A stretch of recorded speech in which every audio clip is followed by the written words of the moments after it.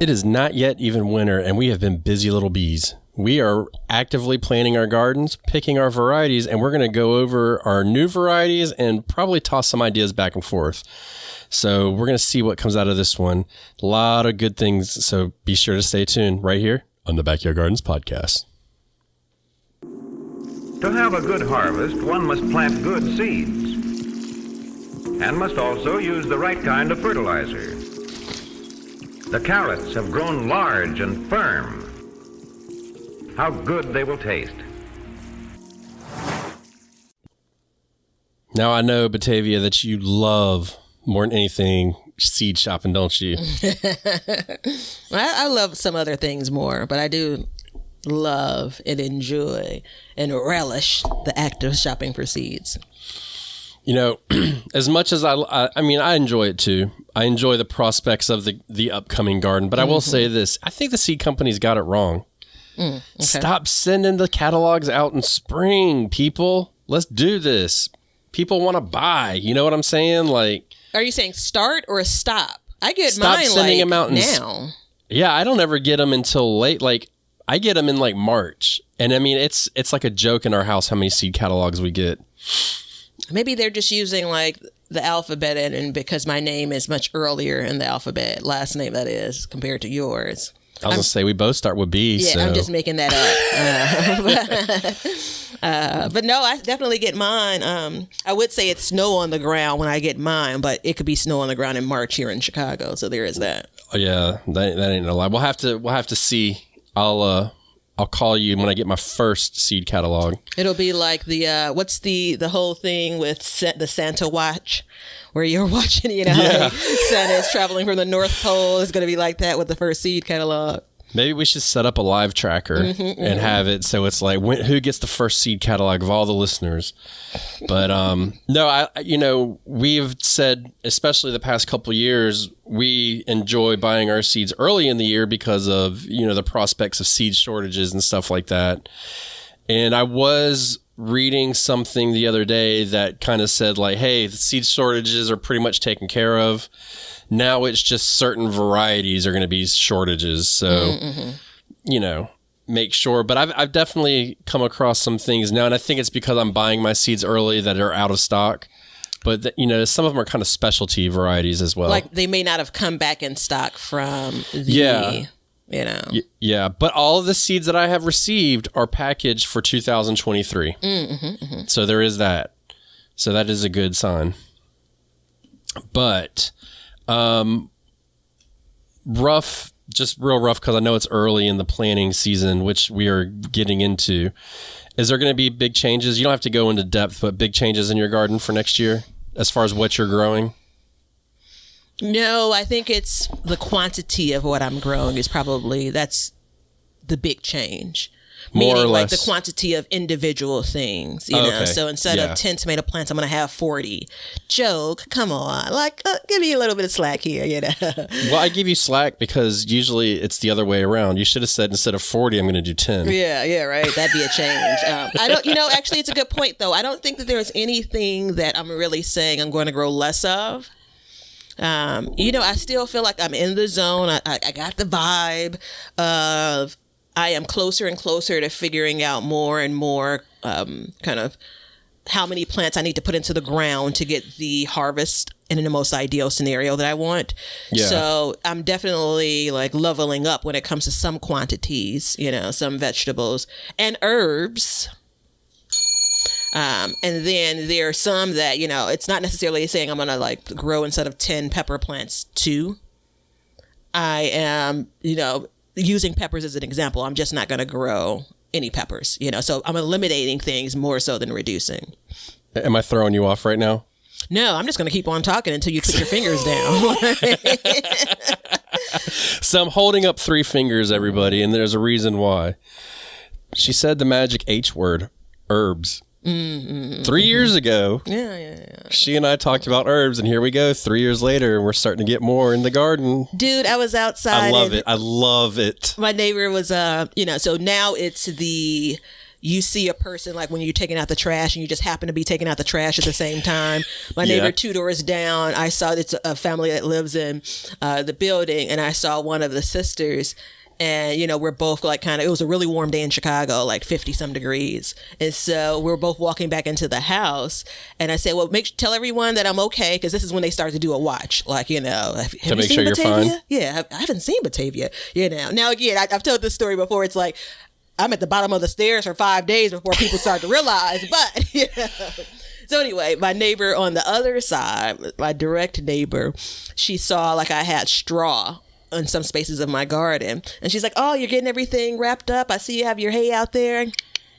Anyway, so I said, well, yeah, I grew garlic, and I always take an opportunity like this. Like, I've known her for like 15 years, so I know how much or how little she's interested in what I have to say.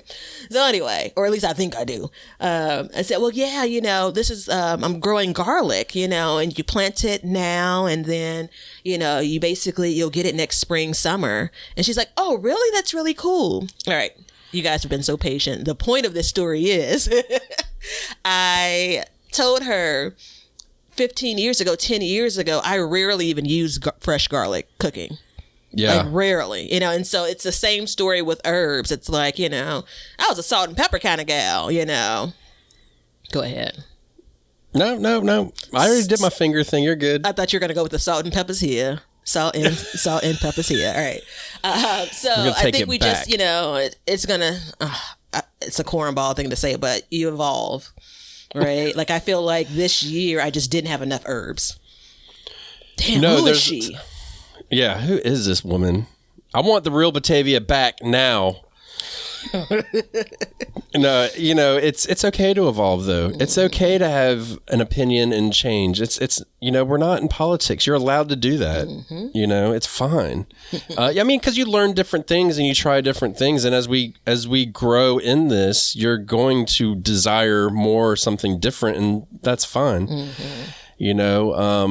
I want to tell you a quick story, and then we'll get straight to it. So everybody just hang tight. But you remember the other day I was talking to you on the phone. I was like, look, I got to go. I'll talk to you later. And I never called you back, which is kind of what each of our MOs will do that a lot.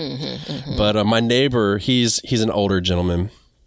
He's in his 70s. And I'm trying to teach David David is my son. He's 8 years old, to be mindful of other people. So on trash day, we'll go take out his trash and put it on the curb for him. And so David just does it automatically. Well, that day he walked up in my backyard, and you know how my backyard is. Like, if you come up in my backyard, it's either really good or really bad. So I'm like, well, what the hell is going on? He was like, do you know who's been taking out my trash? And I was like, well, David has. And he was like, I wish that he wouldn't do that. And I was like, damn. And he was like, I don't make a lot of trash, and I'm trying to save the trash man time. And I appreciate what he's doing. But I was like, damn, it's an 8-year-old boy trying to do a good deed for the day and take care of his elderly neighbor. And that's like, come on, man. So wait, he's saving trash for what now? No, he just doesn't have enough trash to put out. So he's like, there's no reason for the trash man to stop on his, he's trying to be nice to them. David's trying to be nice to him, and it's like this wicked triangle of people trying to be nice. It's kind of gross, but I am him. I'm your neighbor. I'm just just in 25, 35 years. My mom told me, I've been telling you people that you're this age, and it's like 2 years younger than I actually am. And I'm like, we're rolling with it,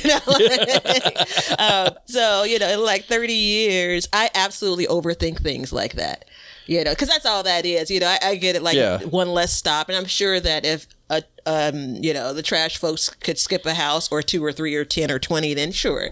I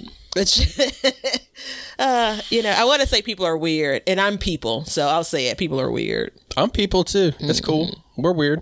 Me and you are definitely weird, but that's okay. Everybody listening knows that. My mom says that too. Yeah. So, all right, let's get to it though. So we did an episode earlier this year, like a couple months ago or a month ago, and we released it on Patreon about growing essential edibles. And that's going to shape a lot of this conversation. And if you're not a patron, don't worry. It's not like you're not going to be able to follow what we're talking about. So don't think that. But I think when you see things in our gardens through the year change, this is going to be something that's kind of talked about more and more throughout our gardens for this year is the plan. Now that's the plan. Doesn't mean that's what's going to happen because every gardener knows how that goes.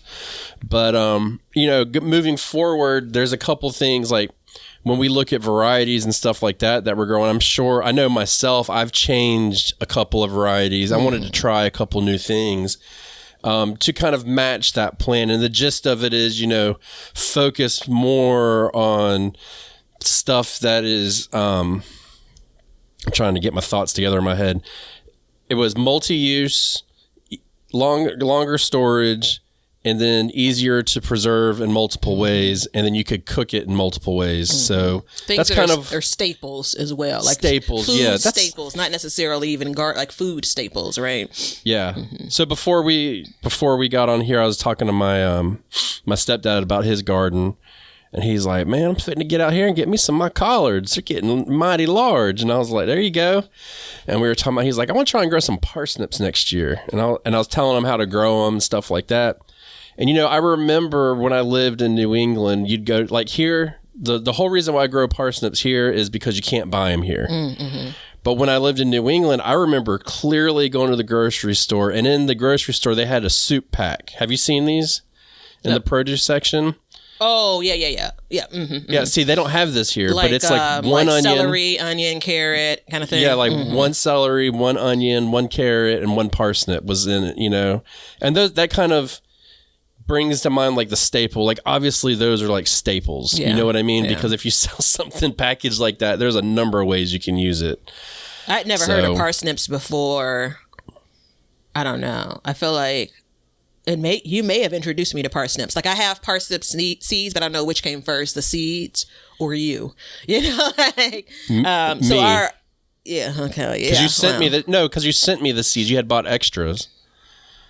I remember. But would I have either way? I guess like parsnips are not in my kind of that soup package. Most times it's a big cut of meat.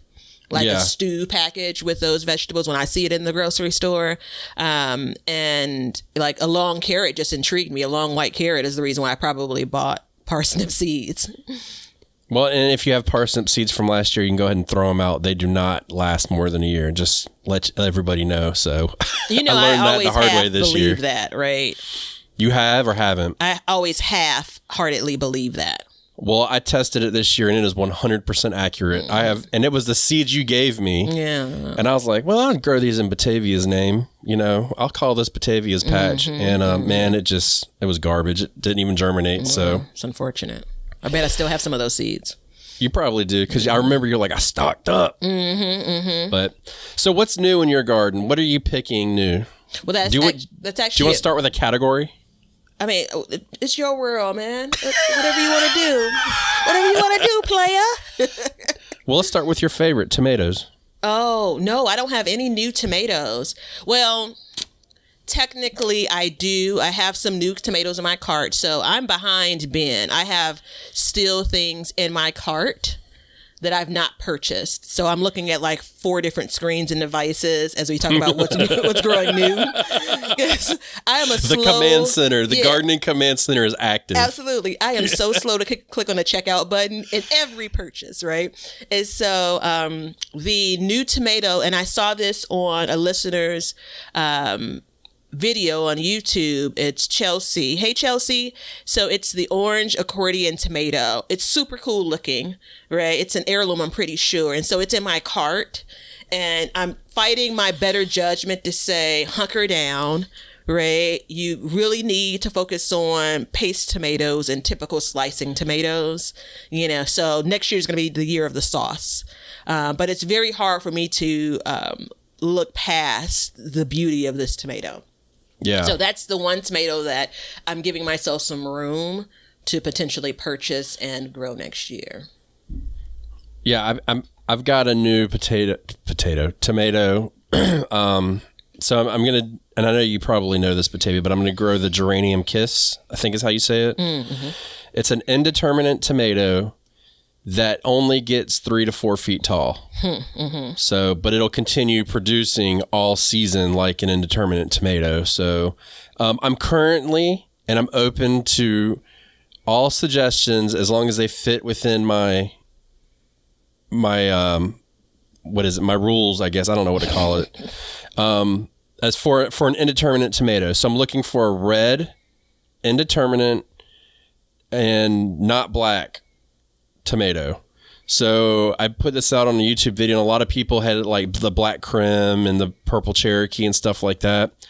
And they don't grow well in my area because it gets so hot that they literally will cook inside the tomato and burst. So, and I grew 1 year, I think it was last year, 2 years ago. I didn't grow a single red tomato, and I was legit sad about it. Like it did not feel correct to me. So, and every time I see a yellow tomato, something about it makes me sad. I don't know what it is. So this is going back to, I don't know when someone left a review for the podcast and said something along the lines of like, we have inside jokes. We have like, kind of shorthand, right? Yeah. And I'm going to clue everyone in now on a version of that. Hold on, let me get the bleep button ready in case there's something. So it's absolutely clean. So you said, I've heard this I've heard your request for the tomato for months now, right? You continue to ask, and I'm almost offended because it's like, grow what I tell you, young Ben, right? Like stop taking it. Look, I'm the one. This is what you should do, right? But you haven't told me yet. So that's the shorthand. So there are two sound effects that I produce. One is and that's me. Either it's I'm not quite buying what you're saying, but I'm just acknowledging that you're still talking, or it's I'm trying to curb the tongue lashing that could come next. And then the other side of that is and so that's me, like, again, furthering the conversation. So that's a positive sound effect. But if you hear, that's not so great for the co-host over here. So I've asked you, and you have not firmly given me an affirmative answer. No, you've not liked what I've told you. No, so I did get one suggestion for a Rutgers tomato. Have you heard of this? It's a New Jersey tomato. And apparently the seed, if I'm not mistaken, I was reading about it, the seed was almost gone. And so they did a lot of work to bring it back. But then I started looking at it, and there's like 50 different Rutgers tomatoes. And I'm like, well, I don't want to get the wrong one. So what's your official suggestion? I told you Boxcar Willie. That was I'm telling you, Boxcar Willie. Okay. I did see someone, I don't know if it was on Patreon or on your YouTube channel. They suggested Mortgage Lifter. And I've grown Mortgage Lifter. And I didn't comment because I wanted to go back and look at how that tomato plant did for me. I think I did it last year or the year before. I do remember it's supposed to be like a 2 or 3 pound tomato. Like it's supposed to produce that. I know for sure it didn't do that. But I just wanted to look generally in my garden, which is the key, right? Like what I produced with that same variety could be different than what you experienced. But I wanted to be able to give you, thoughtful feedback on that suggestion because I was drawn to it. If I'm not mistaken, it's not a red tomato. It's a little bit pale red, like a Brandywine. Exactly. Took the words out of my mouth. So, well, first of all, let me just make this statement so everybody in the world can hear it. There is no way in hell I'm going to be able to grow a 3-pound tomato. Something's going to happen, and I'm going to have a 3-pound tomato turn into a 1-pound tomato. So, so Mortgage Lifter, Rutgers, or Boxcar Willie, and I lean towards the Boxcar Willie, first of all, because I love you, and second of all, because it's a cool name. Now, I did try to grow like the Honest Abe variety 1 year. Wasn't overly impressed. Brandywines I grew them, but then I was reading that they're like notoriously difficult to grow. So I just kind of like moved away from that because I'm like, I don't really want anything difficult, Yeah, right. That's the last thing I use to create a problem. Sign me up. No, okay. Yeah. So I'll look into some boxcar. I'll look into those 3 and make a decision. Now, if some seeds automatically showed up on my doorstep, that could make my decision real easy. Wink, wink, nudge, nudge. You know,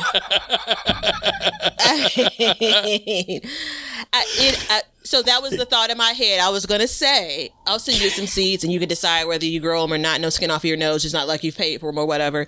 You know, it's because I have some here. But I'm not going to be, you know, I'm not going to be an ass here, right? Because he knows. I told him. So this is a combination of some episodes that we do as an annual episode. And the beauty in when we normally record this episode is it's New Year, New Batavia, right? That starts late December, goes through like, in a best case scenario, February. But now here we are at the beginning of December recording this, and he doesn't have that version of me yet, right? I love it, I love it. The amount of sass, boy. It's good. It's lively. Keep spicing it, you know? So Mortgage Lifter, look, I don't know where I saw it. Maybe I'm just wrong. I got it. I mean, but Mortgage no, I got Lifter, a comment about it. But no, it's I'm seeing like 1 to 2 pounds is what some of these sites are referencing as far as size. Yeah. So, all right, enough of tomatoes. Mm-hmm. What about, are you growing a different kind of bean? No, I'm sticking with, well, yes. I'm sticking with Kentucky Wonder, so I'm not growing a different type of bean. I'm sticking with pole beans. Let me say it that way. Yeah, I'm considering doing yard-long beans. Have you ever done those? You know, this is starting to feel like you're not listening when I talk about what I grow. You clearly aren't watching any of my videos or Instagram reels or any of that. Yes, I've grown yard-long bean. And okay, so it is go ahead. Something that often volunteers in my garden. And this, again, we're 20 minutes in, and this is what happens when you want to record this in December versus January. This is what you get. So, first of all, I have listened to you, and I have watched your stuff, and I was setting you up for that because I have a specific question about the yard-long bean, and I knew you were the one I wanted to ask. Do they preserve well? That's my question. It's a great question. I haven't opened the jar. I did preserve some. We got a minute. That's about, look, it's fast food, right? So you got to get them young, though, for sure. So you can't get them when they're 3 feet long? I don't think you want to get them even when they're like a yard long. No. That's 3 feet. A yard, 3 feet? Well, you definitely don't want to wait for 3 feet. The flavor definitely changes. I only ate them fresh so far, and I canned some, but I've not eaten them canned, and it definitely tastes different than your regular pole bean. Really? So yeah, and I feel like they're prolific under the same guise of if you keep on picking. So I actually probably have some seeds out there now. They're scattered in the yard. I didn't plant them this year. They volunteered, and. Yeah, I mean, it's something that I definitely recommend giving it a try. I think you'd like them. You think so? Yeah, I think so. Because, you know, green beans is a staple for us, so that's a hard one to... I might have to grow like one plant or something to test it out before I really jump because, man, I could just envision like, all right, we're going to eat these green beans. Everybody be like, what the hell is this? This ain't no green bean. Now that you mention it, I'm going to go out on a limb, and I could be wrong here, but I felt like... There are far less leaves on that plant than there are your typical pole bean. Okay. So I say that to say you could probably still squeeze in room to grow even a half a dozen, 10, you know, like to really get a feel for what that harvest is going to be like and not have to worry about, you know, taking up so much space on your trellises because you know how many leaves and how, you know, wide your typical pole bean plants grow. Right. But I could be wrong. I'll go back and look at the footage. Well, how about a good one? How about potatoes? Taters. You growing anything new? Nope. Really? No. So what variety are you going with? I'm going to go with Purple Viking again, assuming that the seed potatoes stay fresh, if you will, in my crisper. I do want to see if I can get a good russet potato, which could be something I get from the grocery store. I know people have different opinions about whether or not you really should be growing potatoes from the grocery store. What I know for certain is it's possible. I've grown them for the last couple of years using organic potatoes. And then I have 1 or 2 red potatoes that I'm saving in the store. That I may buy a new variety for red potatoes. I just haven't found it yet. That's probably the only seed potato I'd purchase.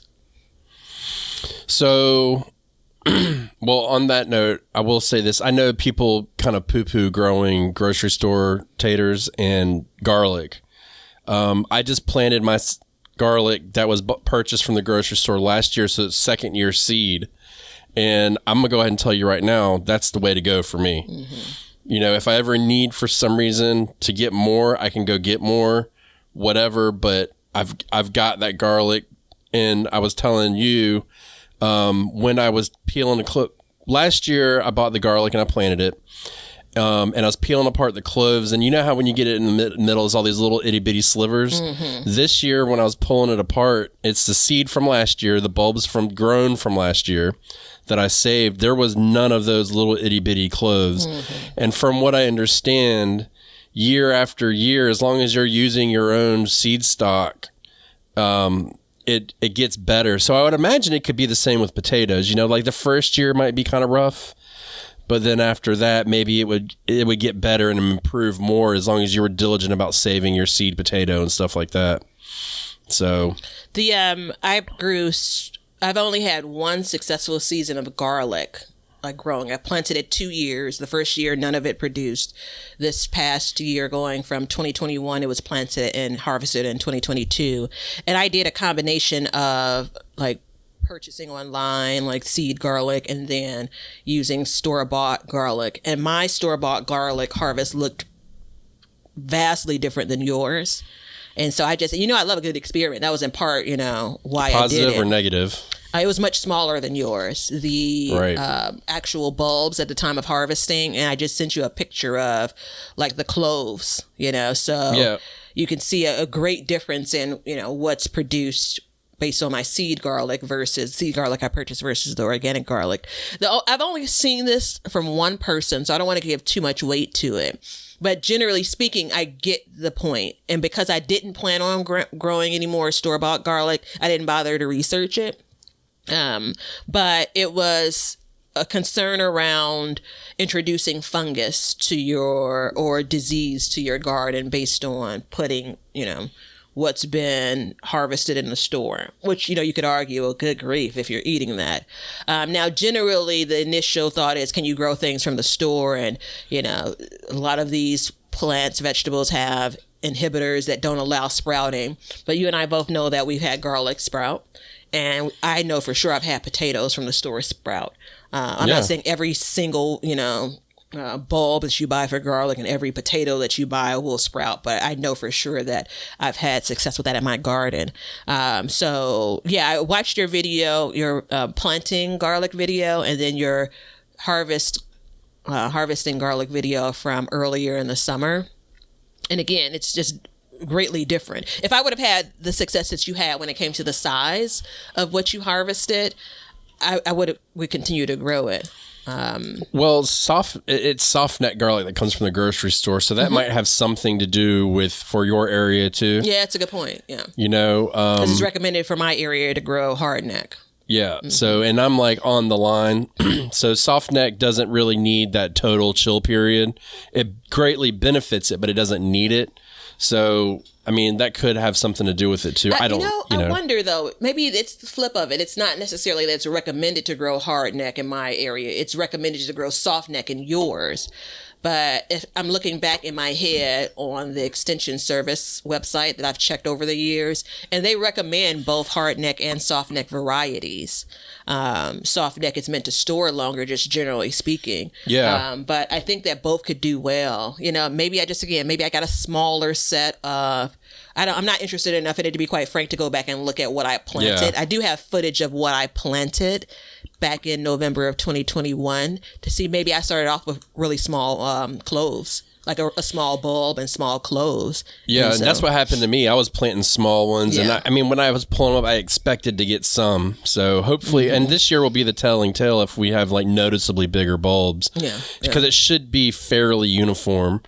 Because last year I did half as much as I did this year, and I planted 4 bulbs, and this year I planted 2 bulbs because I got more cloves off of it. So we'll see how that goes. And I definitely sacrificed some of what we're going to eat this year to have it, but in the grand scheme of things, it might work out in my favor. But let's hope so. For my potatoes, I'm going a little scientific this year.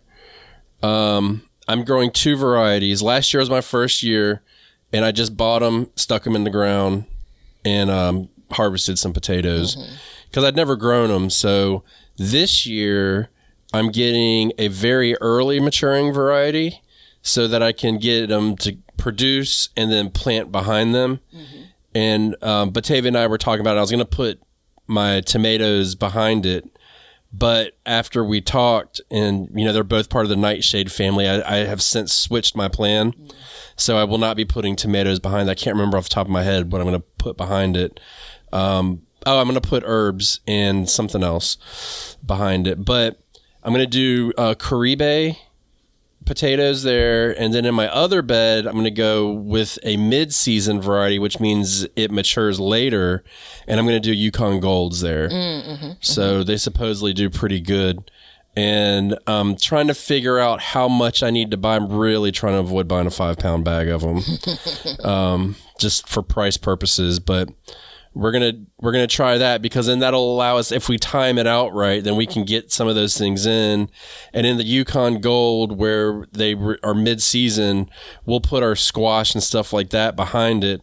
And the goal with that is to kind of wait it out and let that the little bastard, the squash vine borer, move on for the most part, and then we can plant behind it. So that's kind of the plan. But we're going to try that, because then we can prolong our harvest, have potatoes longer. Because I don't expect to grow enough potatoes to eat for the year. That's not my expectation. My potatoes, which I harvested pretty late, maybe in September. So here in December, I still have potatoes from the harvest. I actually canned some up. Come on now. Give it to your girl. There it is. But I mean, I'm not expecting them to last a full year, right? I don't know that I've really seen people say they can get from one harvest to the next just by having them sit like in a crate or something. So I don't know that there's really an expectation for potatoes to hold that long. But anywho, I have purchased and planted, as I mentioned, potatoes from the grocery store, kind of stumbling upon it the first year. I have purchased white potatoes from like buying them online, right? A couple of different companies. And those are like, if you're listening to it now and you're thinking you want to do this, like start looking around, because those are an item that sell out pretty fast. I'm not in a position to kind of recommend sites for it. But also later in the winter, early spring, they're in my big box stores as well. So you're not going to get like pounds and pounds and pounds, like 10-pound bags or anything. But seed potatoes are absolutely in Menards. I think they're a Midwest store. But it's the equivalent of like Home Depot, which I've seen them in Home Depot and Lowe's.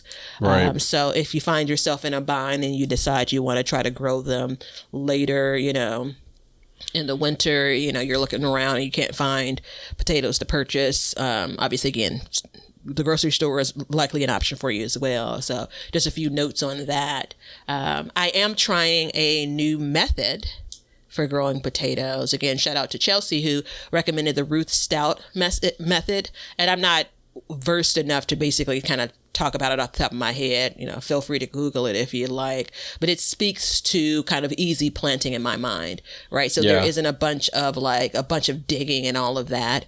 It's more put the potato down, add some organic matter. It could be any number of things. It could be soil. It could be, hay or straw, whatever have you. So I'm going to try that. And then I'm definitely going to be planting in some different areas in my garden for potatoes. And almost all are going to be raised beds. So I don't usually do this, but I found the place that I'm buying from, and I'm trying to get an affiliate link from them to give a discount code. But if you want to do it now, you can. I'm going to Wood Prairie, because it turns out that a lot of the places, the seed companies actually buy the potatoes from there and then resell them to you. And not only that, so you're getting them directly from the farm, but then you can also go ahead and place your order now and then set a ship date. So that was a big problem I had, was people were like, okay, well, we'll ship them to you in May. And I'm like, dude, in May, I'm like 15, 20 days out from harvesting my potatoes. Like I need them in February.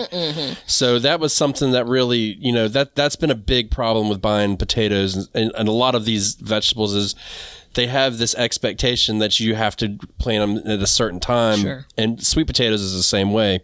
They don't do sweet potatoes that I know of, but they grow the potatoes and everything. So you guys, you know, if you want to try that, and they have, I don't know how many varieties they have, but they're a potato farm.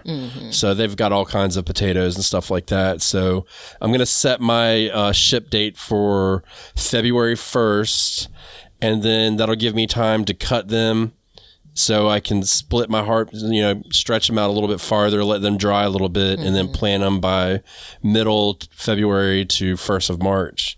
So you're able to, the sites I've been on, they basically say enter your zip code, and based on that, they give you a ship date. You're able to. No, you assign a ship date to yourself. Ah, okay. Oh, that's pretty cool. So yeah, so that's a big. That's why I recommend them. I don't know anything about them, never bought from them, but the potatoes I grew last year were from that store through another company. So I actually paid $4 more buying them through the other companies. So I can get more potatoes shipped to me when I need them. Thank you very much. And then go on from there. So you can check them out. That's Wood Prairie as the name of the place. And they have them broken down by like easy, hard, very early, late, you know, whatever. Are you doing corn? I am, but same varieties. Which one? Same variety. I am shopping around for a truly yellow sweet corn. I have a one that I've used over the last couple of years. But the one I'm going to continue to grow is Wild Violet. How much are you going to grow of the yellow sweet corn? I don't know. Well, I'm saying I got you, boo. Okay. So- I haven't decided for sure where I plan on putting corn and then how much I plan on growing. So the way that I've tried to manage this, not knowing a whole lot about, I mean, the recommendations when they say how far you should separate different varieties so there isn't cross-pollination, it's just, I mean, I don't have that much space in my garden. So I've just basically last year, or I guess in 2022, when I did grow 2 different varieties, I grew one in the front yard, one in the backyard. You know, and so I kind of. But the cross pollination doesn't matter unless you're saving seed, right? Well, I mean, or is it different for corn? So it won't. Yeah, it matters if you're trying to save seed, but it also could change the taste, obviously, of the corn, taste and look of the corn. Okay, so I'm growing.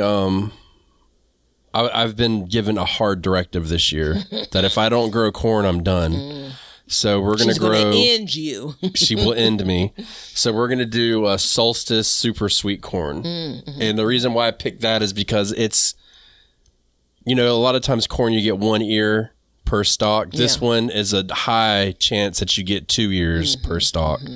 So, and it's a yellow bicolor, so it's got a little bit of white in it, but when you open it, you can't tell. So if you want to grow that, I'll send you some of the seeds. I'll send you, you know, I got a pack of them from, I don't know where I got them from, but it seems like it's chock full of seeds. So. Oh, I'd love for you too. That saves me, you know, searching around and updating my cart.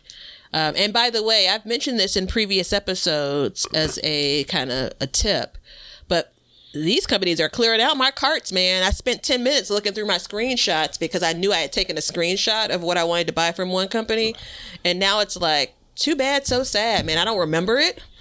And I can't find a screenshot. So, yeah, I do the same thing because I'm always trying to get enough to kind of go, you know, to make all my order at once from each company. So, but yeah, that's the one I'm going because I figure, you know, I'm going to do so typically what I've done is I just try to grow a couple. Yeah. You know, and I've always heard you grow a block of corn. So based on the way that it pollinates. Based on the way it pollinates. So I did like, you know, 5 or 6, you know, stalks, and we started to get some this year, but I planted them late. And I was always like, well, I'll start them later because I can get something in and out. And this year it's like, no, I'm going to start them when you're, you know, early spring, and I'm going to grow a full 4x8 bed of them. And we're just, you know, if she wants corn, damn it, we're going to get corn. And if it works out, we're going to get 64 ears of corn. She's like, I don't want that much corn. I'm like, well, you better figure out what to do with it because I'm fitting to grow the whole shebang. Yeah, so. It's one of those weird things. So it's like, you don't like, So I definitely know people preserve corn, and gosh, I would love to right now, like pull some corn out of the freezer. I don't know if I really want to can it, but pull some corn out of the freezer that, I grew in my garden. And I definitely have proved that you can grow corn in a small space. I mean, it was a 36-inch round bed that I grew corn in the front yard. Yeah. Right. And so definitely can happen. And I kind of planted it like block style, like you mentioned. But it's one of those things, like, it's almost novelty. Like, there'll be some fresh eating, and that's super cool. But I don't think I want to dedicate enough space to grow enough, which I haven't done a calculation, but I imagine it'll be much more space than I want to dedicate to have corn to preserve as well. I'm thinking about putting, that really narrow bed that I dug up right along the fence line. Last couple of years, I've had my sunflowers there. I'm thinking about combining like a couple of sunflowers, blocks of corn. It's super narrow though. So I have to get an idea of like looking back to see how much space and width. I think it's something like 1.5 inches, or excuse me, 1.5 feet by 16 feet. So we'll see. I mean, I think it could be pretty cool looking. And then also at some point I'm pulling that corn up, because it's not something that would be growing in the garden all growing season. Which I think would be pretty cool. So we'll see. I have a couple other spaces in mind when it comes to I'm going to grow the corn and then I'm going to sell the stalks. For fall decorations. Yeah, right. I mean, what else are you going to do? Is there anything else something to be said about, real quick, there is something to be said about my desire to have some fall look in the garden versus the crap that it looks like now. So maybe that's it. It's a whole bunch of corn stalks. Is there anything else that you're doing new off the top of your head? I think it's just one more thing. So 2 more things. 3 more things. I'm trying. I should have mentioned this. 4 more, 5 more. I should have mentioned this when we talked about tomatoes, although it's not really in the tomato family. I'm trying a different tomatillo variety, because the one I grew a couple of years ago. Same thing for you? No. I said I knew you were going to say that. Yeah. The variety I tried a couple of years ago just didn't look like any tomatillo that I've ever seen. It was uber sweet, much smaller, pale yellow. So I don't know if it had anything to do with like where I grew it, like how I fed it or whatever have you. So I'm just going to try buying a different variety and see how that does. So that's one thing. And I'm shopping around for a early producing Chinese cabbage, like something that's kind of labeled as a Chinese cabbage versus your typical red or your typical white/green cabbage, round cabbage, And I have one more. I got you for that. Do you have? You already? Yeah, look at me. I remember I saved all those seeds this year. No, I don't remember. I don't watch your got videos. Probably obviously. 5,000 Chinese cabbage seeds. So I got you. It's exciting. I appreciate that. I got to write it. Let me write it down while you talk. Go ahead. The cabbage and then the corn. Add it to the list we've already talked about for you sending me. Oh, I don't have that list anymore. Yeah, I figured you didn't. It's okay. I don't remember it either. So look, everybody. My cart was cleared. Batavia and I are seed saving buddies, and we recommend that you all would develop a relationship with somebody about that. But I suggest that you take it one step farther, and when your seed saving buddy says something, you actually write it down, because I have not done that. I'm not a good friend. He kept on going. He was like, "Do you want some of these?" I was like, "Sure." "You want some of these?" I was like, "No." He's like, "Want some of these?" I was like, "Sure." So I didn't make a note. I was just like, yeah, hook me up. The last thing that I'm excited about growing, I've only grown ever one butternut squash once. I think is it Waltham? I think that's how you pronounce it. Yeah, that's what I grow. So I saw a cooking video, like a cooking show on YouTube. And was it Backyard Kitchen? No, it wasn't. Oh, well, you should check that out. 3 that you all cook up this dish. So it's honey nut winter squash. And that's the variety? That's the variety, yes. Okay. And it's pretty new, right? So I think 10 or 15 years old. I've heard of this the other day, actually. Go ahead. Yeah, and it's designed to be a smaller variety, like a smaller producing vegetable. So the actual squash will be smaller than the huge squash you oftentimes see. And it's supposed to be more intense flavor, like definitely much more sweet than, what your typical butternut squash is. So I'm really excited about it. The only issue I've ever had with any of the squashes, obviously, is powdery mildew, but I mean, that's going to hit my garden at some point late in the year. But with it being a smaller, I don't remember if the plant itself was more compact, but definitely the actual squash itself, I feel like I have a much better chance for it to get to the point of actually fully ripening on the vine, which is what you need for squash like that. And so that's probably one of the things I'm most excited about growing next year.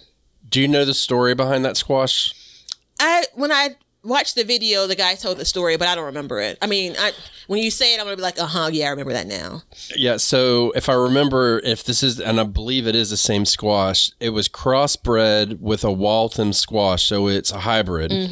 But it's supposed to have better disease resistance and supposedly squash vine borer resistance. I use supposedly very strongly in that statement, but the key with it is it's stabilized, so you can save the seed from it, which is one of the, this is one of the vegetables that's super easy to save seed. So that's going to be one that's, you can really, you could keep it going in your garden year after year once you do that initial investment. Yeah. So that's, I think that's a pretty cool thing, because a lot of times you get the hybrids and they do outperform, but you can't save the seed. Yeah. And which, it's just like the solstice corn. You can't save the seed, so it ain't no good. But I want a super sweet corn. So we are going to we're not doing butternut squash this year. We're going to do Seminole pumpkins instead. They supposedly go really good in the heat. Love the heat, so that works, check mark that box. But it's got a different taste. So from what I understand, it's a little bit sweeter taste, I believe. And we just when we grow butternut squash, we can only grow it every other year because we just get so much, we get tired of eating it. And I don't want to waste it. So, it's like, come April, I'll be choking down butternut squash like, ugh. So we're going to try and do Seminole pumpkins this year. Hopefully it'll work out. But somebody sent us some seeds one year, but they were not dried all the way, and so they molded before we got them. But I actually have a pack of them in hand now, so that's where we're going with that. But they get giant, so the plant just gets, out of control big. It doesn't look like your typical, stout round pumpkin, though, if I'm looking at them online. It's and it's weird because you call it, like I told my wife Kelly, like, hey, we're gonna grow Seminole pumpkins. She's like, I don't want to eat pumpkins, and I'm like, no, it's not a pumpkin, it's a squash. It's like, it's a bad name, but I think it's because of the shape of it. We're gonna try and grow some winter pie pumpkins again, so we can make like pumpkin pie and stuff like that.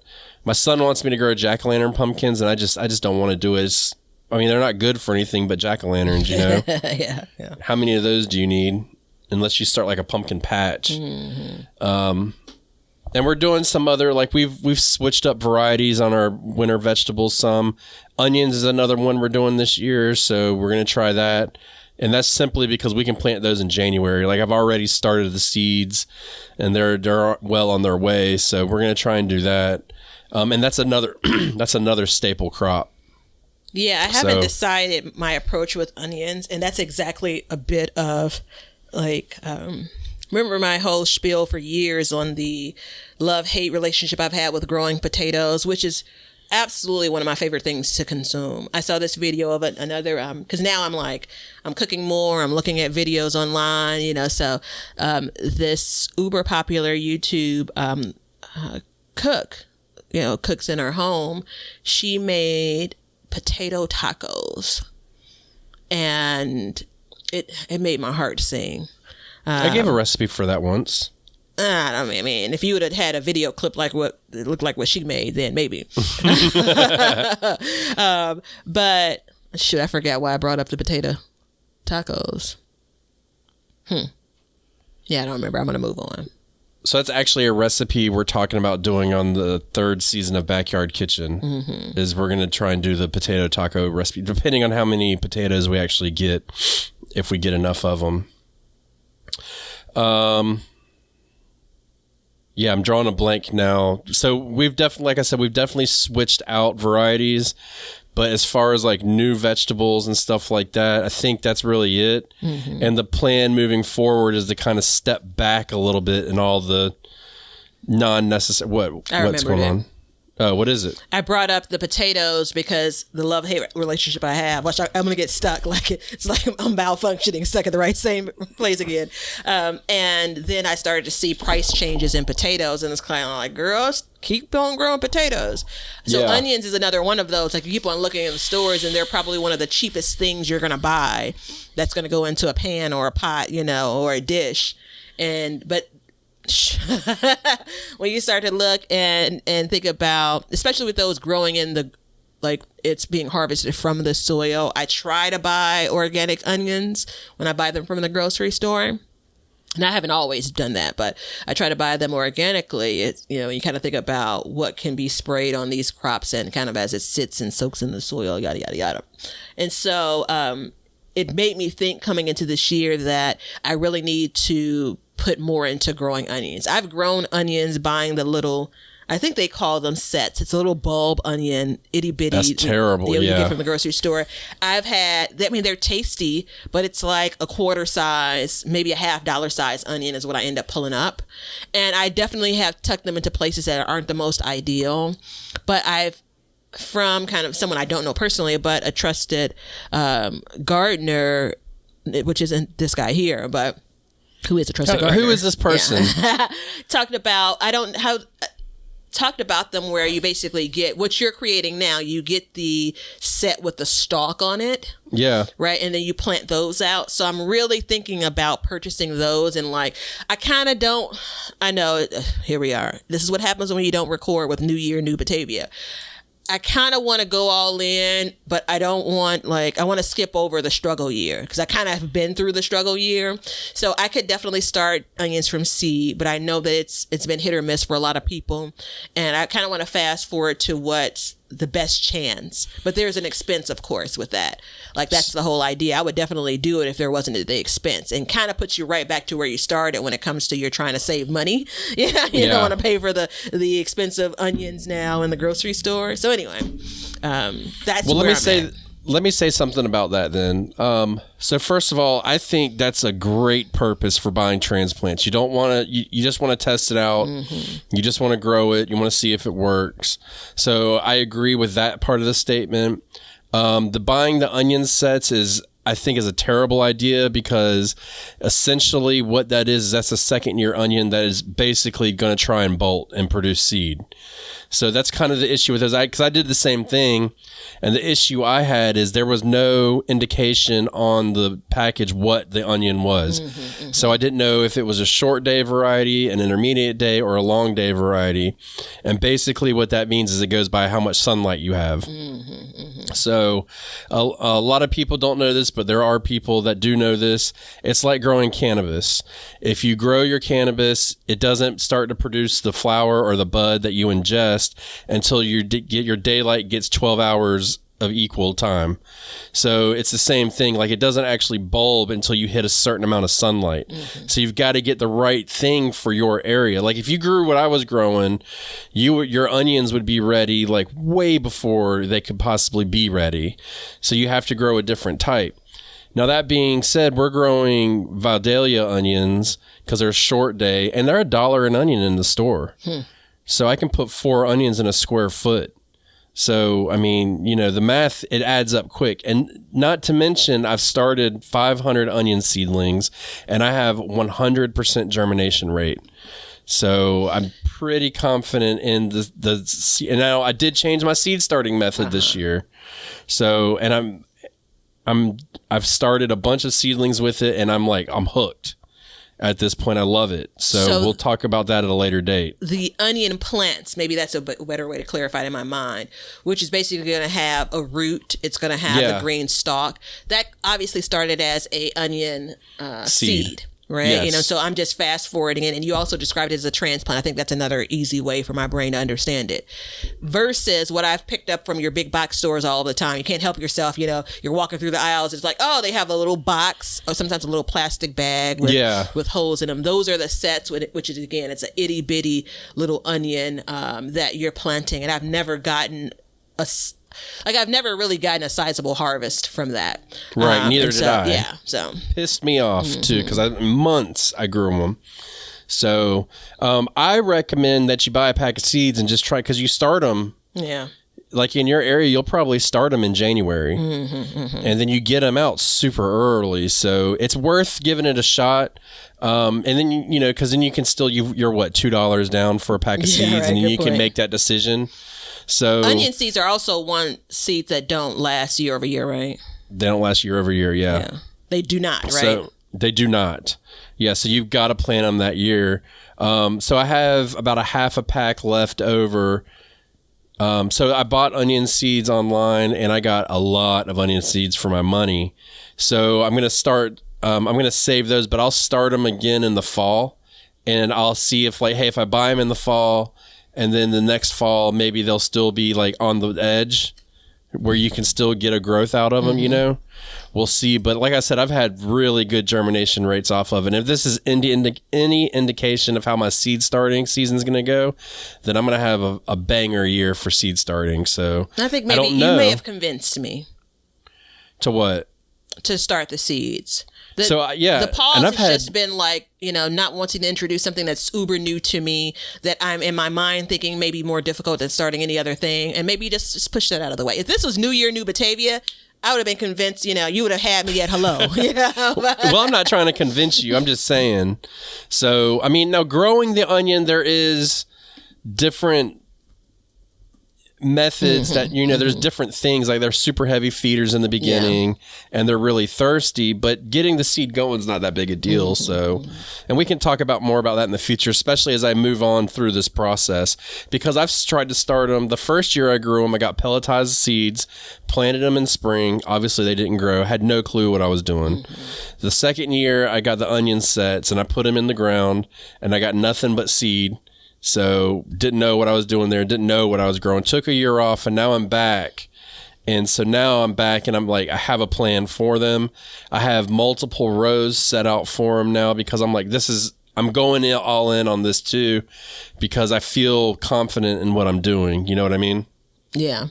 So it's decide if in your area, if it's short day or long day recommended. I've been thinking about onions for the last few years and just haven't, you know, stepped out there in this same way.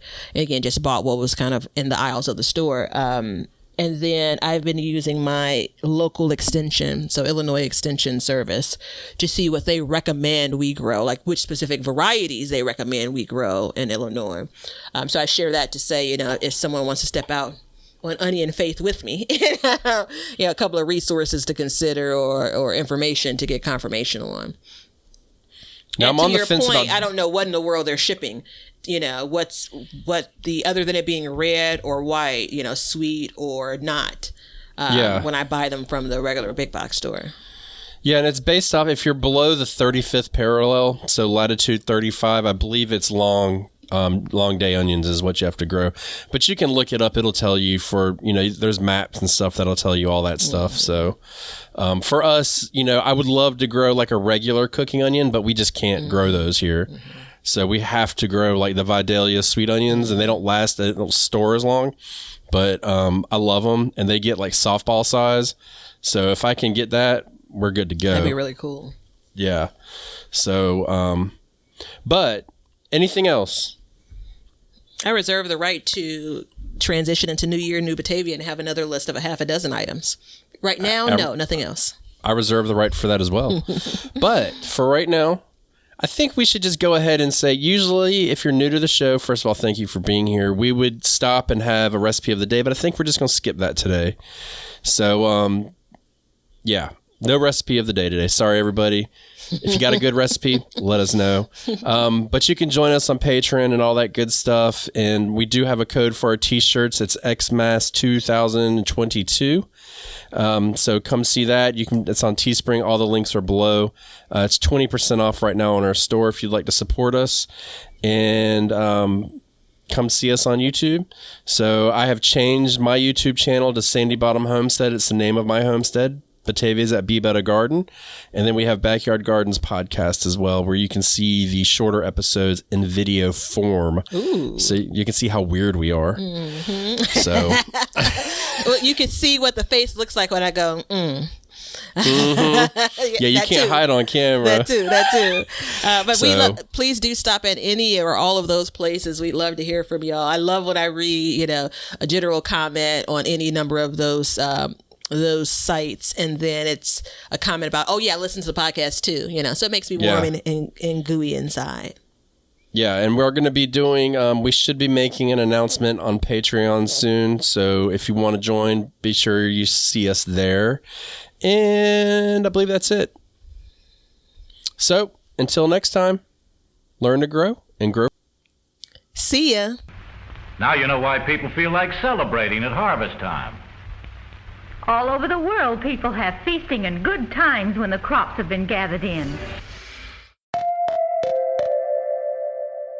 Hey everybody, thanks for checking out the Backyard Gardens podcast. If you like what we're doing and you want to continue to support the podcast, head over to our Patreon page to sign up. You can also make a one-time donation using PayPal. Both of these links are in the description. With your support, we can continue growing and helping others in their gardens. See ya. If you guys want some Backyard Gardens gear, go to the link below and check out our t-shirts, mugs, pint glasses, and other gear. All purchases go towards helping to support the show, so thank you so much in advance, and we hope you enjoy. We want everybody to have a garden, and we're going to give you a chance to win free seeds every month. Head over to backyardgardenstv.com and enter your email address to be entered in all of our giveaways. Good luck! We want you to be a part of our gardening community. DM us a picture of your garden at Backyard Gardens TV on Instagram, and we will share it with our listeners.